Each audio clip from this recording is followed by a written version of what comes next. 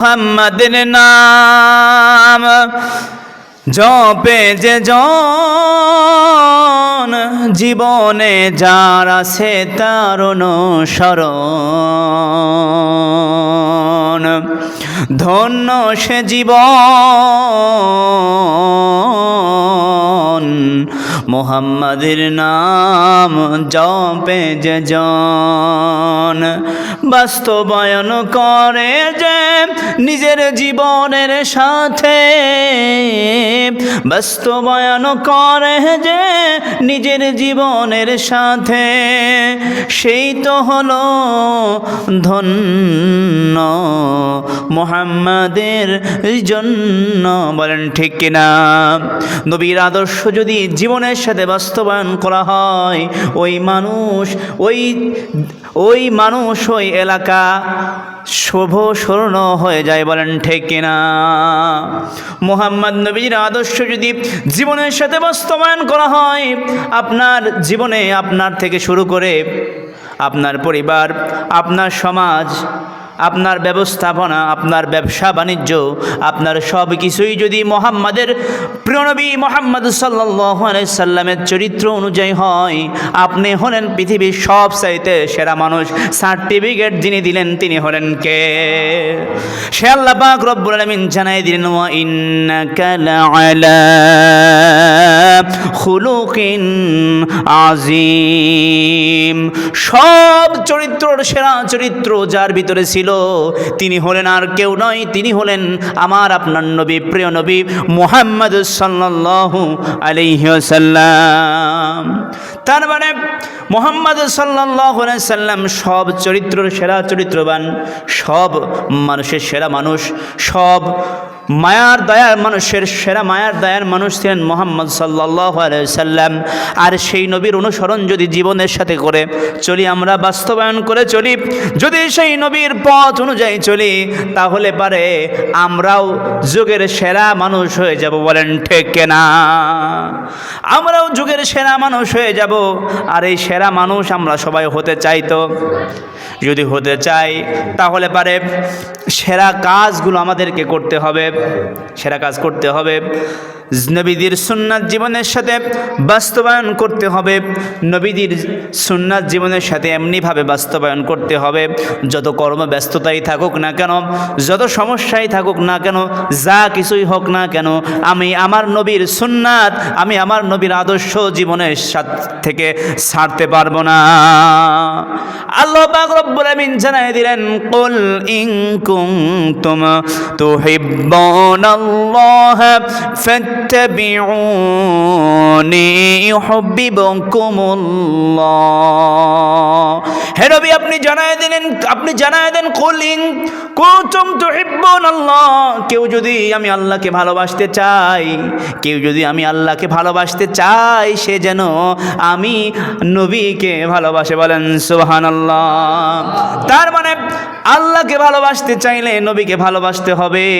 অন্য আয়াতে আল্লাহ পাক জানায় দেন আতিউল্লাহ ওয়া আতিউর রাসূল। তোমরা আমার নবীর অনুসরণ করো, নবীর দেখানো পথ অনুযায়ী চলো। তার মানে নবীর অনুসরণ করলে, নবীর দেখানো পথ অনুযায়ী চললে, নবীকে ভালোবাসলে পাওয়া যাবে কাকে? আল্লাহকে। এখন একটা জিনিস চিন্তা করেন, লাইন ছাড়া কিন্তু উপরে ওঠা যায় না, যায় নাকি বলেন? লাইনের প্রয়োজন হয়। এখন আপনি হরিপুর ব্রিজ পার হবেন, নদী পার হবেন, এখন পার হওয়ার জন্য আপনি যদি ব্রিজ বাদ দিয়ে অন্য দিক দিয়ে হাঁটা শুরু করেন, পারবেন নাকি বলেন? অথবা গাড়ি মনে করেন ব্রিজ বাদ দিয়ে একদিন ভাবলো ব্রিজের সাইড দিয়ে রাস্তা চলে যায় সোজা, যে নদীতে ডুবে যাবে কি যাবে না বলেন? তার মানে লাইন ধরে উঠতে হবে। আর আমাদের আল্লাহ পাওয়ার লাইন হলো আমার আপনার নবী।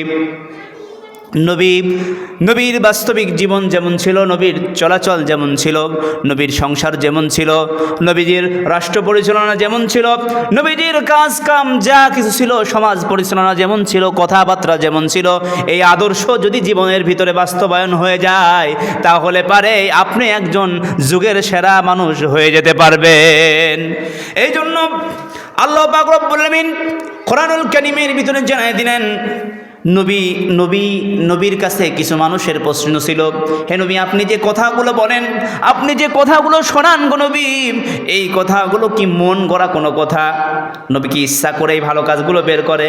নিজের মন গড়া কথাগুলোই কি 1 নাম্বার 2 নাম্বার দিয়ে সাজায় দিয়েছে? নামাজ পড়তে হবে, রোজা করতে হবে, রাতের নামাজে দাঁড়াতে হবে, ভালো কাজ করতে হবে, মানুষের সাথে সৎ আচরণ করতে হবে, অন্যায় থেকে দূরে থাকতে হবে, ন্যায় করার জন্য সর্বাধিক চেষ্টা করতে হবে, ওজনে কম দেওয়া যাবে না, মেয়েকে জমিতে ঠকানো যাবে না, জমি জায়গার সন্তান এক ছেলের বেশি আর এক ছেলের কম দেওয়া যাবে না, সব জায়গায় দুর্নীতিমুক্ত রাখতে হবে।